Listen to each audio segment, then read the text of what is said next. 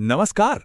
अगर आपने अभी-अभी 12वीं बायोलॉजी से पास की है तो एक सवाल जरूर मन में होगा, अब आगे क्या? ये एक ऐसा सवाल है जो सच में लाखों स्टूडेंट्स और उनके पेरेंट्स को परेशान करता है। लेकिन घबराने की कोई बात नहीं। आज हम इस सफर को आसान बनाने वाले हर रास्ते को एक-एक करके देखेंगे। तो चलिए शुरू करते हैं। यही है वो सबसे बड़ा सवाल है ना। 12वीं बायो के बाद आखिर करें तो क्या करें। चारों तरफ से सलाहें मिलती हैं, समाज की कुछ उम्मीदें होती हैं और फिर सही रास्ता चुनने का एक अलग ही दबाव होता है। ऐसे में फैसला लेना वाकई मुश्किल हो जाता है। और यहीं से पता है सबसे बड़ी गलतफहमी शुरू होती है कि भाई बायो ली है तो डॉक्टर ही बनना पड़ेगा। पर क्या ये सच है, या मेडिकल की दुनिया में और भी इतने शानदार रास्ते हैं जिनके बारे में हमें पता ही नहीं। चलिए आज इसी सोच को थोड़ा बदलते हैं। ठीक है, तो सबसे पहले बात उसी रास्ते की करते हैं जो सबसे ज्यादा पॉपुलर है और जिसे सबसे प्रतिष्ठित भी माना जाता है, डॉक्टर बनने का सफर। ये वो सपना है जिसे हर साल लाखों स्टूडेंट्स अपनी आंखों में लेकर दिन रात मेहनत करते हैं।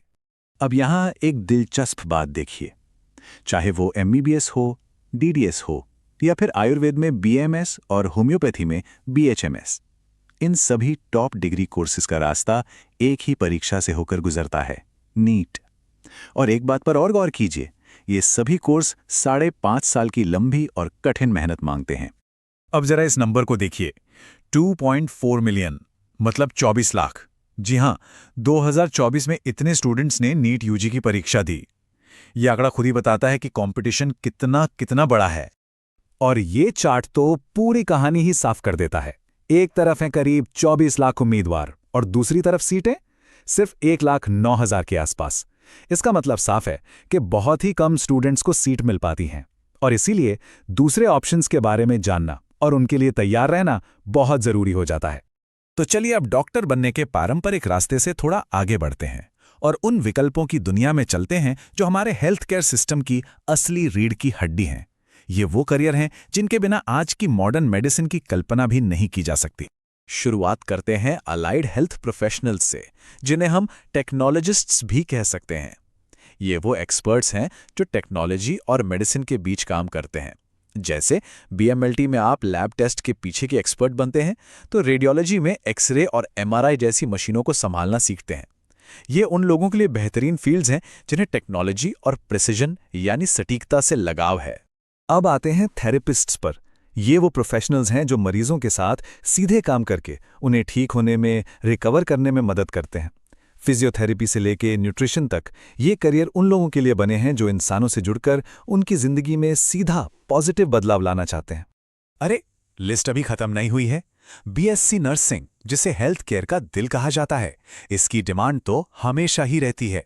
फिर है बीएससी बायोटेक्नोलॉजी, जो रिसर्च और इनोवेशन का भविष्य है, जहां नई दवाएं और वैक्सीन बनती हैं। बी फार्मा करके आप दवाइयों के एक्सपर्ट बनते हैं और हॉस्पिटल एडमिनिस्ट्रेशन से तो पूरा अस्पताल चलाने का हुनर सीख सकते हैं। और ये जानकारी मुझे लगता है कई स्टूडेंट्स के सबसे बड़े सवाल का जवाब है। जी हां, ये बिल्कुल सच है। नीट के बिना भी मेडिकल फील्ड में एक बहुत सफल करियर बनाना मुमकिन है। बीएससी बायोटेक, नर्सिंग, बीएमएलटी जैसे कई शानदार रास्ते खुले हैं। अच्छा, अब उन लोगों की बात करते हैं जो जल्दी अपने पैरों पर खड़ा होना चाहते हैं, जो एक स्किल बेस्ड करियर बनाना चाहते हैं। उनके लिए डिप्लोमा कोर्स एक बहुत ही स्मार्ट चॉइस हो सकते हैं। मेडिकल लैब टेक्नोलॉजी हो या फिर इमरजेंसी मेडिकल सर्विसेज, ये सभी डिप्लोमा कोर्स सिर्फ 1 या 2 साल के होते हैं। इनका फोकस एक खास स्किल में महारत हासिल करवाना होता है, जिससे कोई भी जॉब मार्केट के लिए बहुत जल्दी तैयार हो जाता है। डिग्री और डिप्लोमा का फर्क यहाँ बिल्कुल साफ है। देखिए, डिप्लोमा में समय कम लगता है, पैसा भी कम लगता है और ये पूरी तरह से स्किल पर फोकस्ड होते हैं। नतीजा, नौकरी मिलने की राह आसान और तेज हो जाती है। तो हमने देश में लंबी डिग्री और छोटे डिप्लोमा दोनों तरह के कोर्स देखे, पर अगर किसी के सपने देश की सीमाओं से भी बड़े हैं तो 12वीं बायो के बाद विदेश में पढ़ाई करना भी एक जबरदस्त ऑप्शन है, जो ग्लोबल एक्सपोजर और शानदार मौके दे सकता है। जैसे कि एमबीबीएस के लिए रूस और फिलीपींस जैसे देश इंडियन स्टूडेंट्स में काफ़ी पॉपुलर हैं। वहीं बायोटेक्नोलॉजी के लिए अमेरिका और जर्मनी जैसे देश जाने जाते हैं और नर्सिंग के लिए कनाडा और ऑस्ट्रेलिया को टॉप पर माना जाता है। तो एक ग्लोबल करियर का सपना बिल्कुल पूरा हो सकता है। हाँ, विदेश में पढ़ाई के लिए कुछ स्टैंडर्ड टेस्ट ज़रूर देने होते हैं, आईएलटीएस और टोफल आपकी इंग्लिश लैंग्वेज की स्किल को टेस्ट करते हैं, जबकि एसएटी अमेरिका और कनाडा में अंडर ग्रेजुएट कोर्सेज में एडमिशन के लिए ज़रूरी हो सकता है।